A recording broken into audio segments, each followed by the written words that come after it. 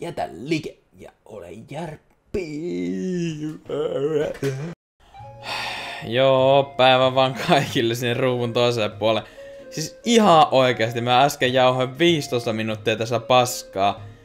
Ja sitten niinku yhtäkkiä vaan kamera sammuu.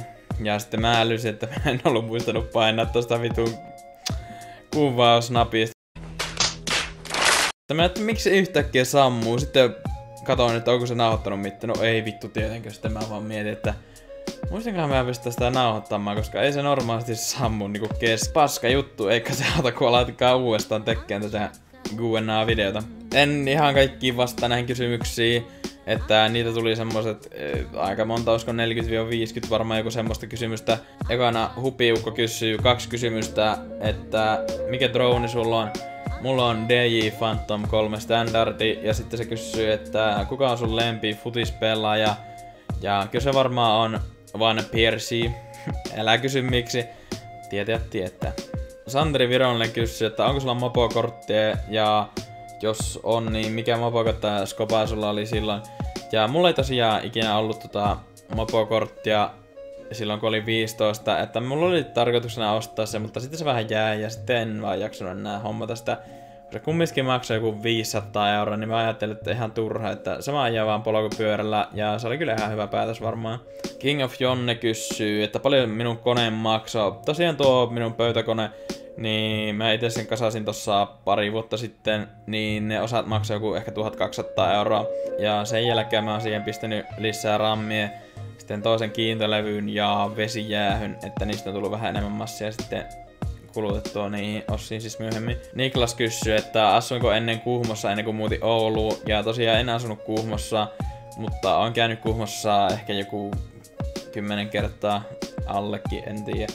Ehkä joku 10 kertaa varmaan. Ja sitten ootko käynyt Paltamossa? No joo, mä siis asuin Paltamossa ehkä kuukauden tai 2, en muista, jotain sen verran tossa joskus 2013 vuonna, mutta en oo kyllä muuten käynyt Paltamossa. And I will never come back. Doge kysyy, käykö paljon Valakeassa?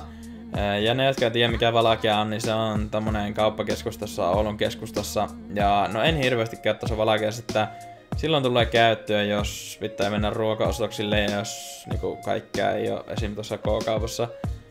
Ja muutenkin ehkä tuo Valakea on lähempänä, että siellä Sokoksessa tulee käyttöä ruokakauppalaan silloin tällöin, mutta muutenpä en Valakeassa oikeastaan käy, koska se on ihan täynnä jonneja ja mamuja. Niin ei sinne oikein kehtaa mennä. Datboy kysyy, että voiko tehdä Maiden koulusta katsoa töistä. Ja tosiaan en mä varmaan kehtaa tuolta koulusta alkaa mitään MyD-pätkää kuvaamaan, koska no pitäis varmaan kysyä kaikilta lupaa, että saako niitä kuvata ja tälleen, että en tiedä, en varmaan kehtaa ikinä alkaa kuvaan sieltä MyDtä. Sitten mun kaveri Raisupoika kysyy, että milloinka hissivlogia, no hissivlogia varmaan tullut ehkä tänään. Että, tai no sitä ei tuu teille, mutta Raisupojalle sitä tulee, koska siis tää hissivlogin juttu on semmonen inside-läppä, että aina kaverille pistän Snapissa tommoista hissivlogia, että aina pistän vaan jotain videopätkää aina kun on hississä. Se on semmonen hauska läppä, joka keksi joskus tuossa kesällä. The Insane Genius kysyy, että onko ikinä kävellyt korkokengissä, ja jos oot, niin miksi? No, kyllä on. Say what? Ja mä voin väittää, että 90% muistakin miehistä on joskus testannut korkokenkiä, ja niin on minäkin. Että joskus ihan pienenä testasin äitin takaa mummon noita korkokenkiä, ne oli kyllä ihan perseestä, että en suosittele kyllä kellekään. Että ei mitään muunlaista kokemusta oo kyllä, ja silloinkin testasin niitä vaan sisällä, että en lähtenyt mihinkään kylille miekkasarälläämään ehkä kumminkaan. Orava kysyy, että kissat vaikka koirat, ja no ikinä ei oo meillä takaa missään tuttuilla hirveämmin noita kissoja ollut, niin en oikein niistä voi sanoa, mutta aika paljon tulee mummulassa käytöä, ja siellä on koira, ennen se oli pari koiraa, mutta nyt siellä on enää 1 koira, niin ja no, se on kyllä ihan mukava, niin pakko varmaan sanoa, että koirat. Aama PvP kysyy, että tytöt vai pojat. No tässä varmaan meinaa, että tykkäänkö tyttöstä vai pojista, niin tosiaan tykkään tyttöistä. XX keksi XX kysyy, että onko Airspixin kadonnut lapsi. Ja jotkut muutkin kysyy, että onko Airspixin veli tai jotain muuta. Luultavasti ihan läpäällä, mutta en oo tosiaan ainakaan tietääkseni mitään sukua sille. JBTG Fin alaviiva kysyy, että olemmeko yksin tässä maailmankaikkeudessa. Ja jos minulta kysytään, niin no ei vituussa, että ihan pakosta jossakin muuallakin päin on elämää kuin vaan täällä maassa, olin sanottu Suomessa.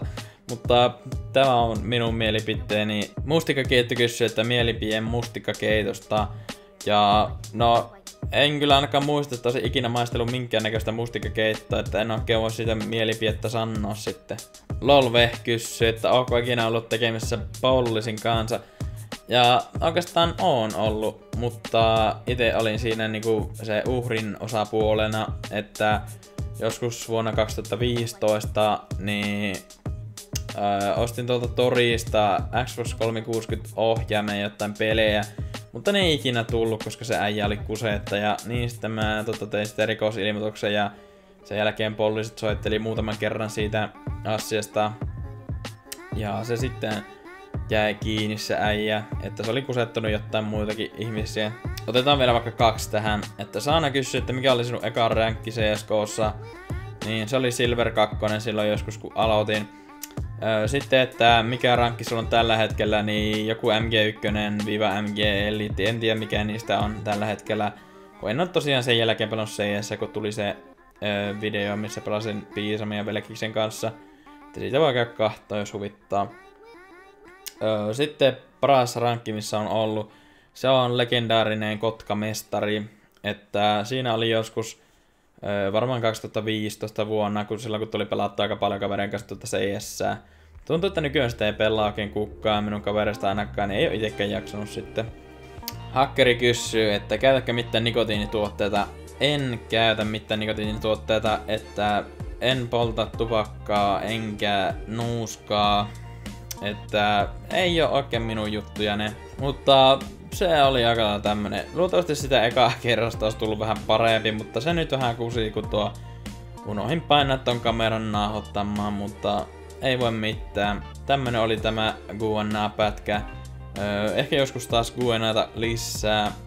Että sitten vaikka kun tulee 2000 subia täyteen, pitää katella. Mutta siihen on vielä luultavasti monta vuotta aikaa, ainakin tällä menolla.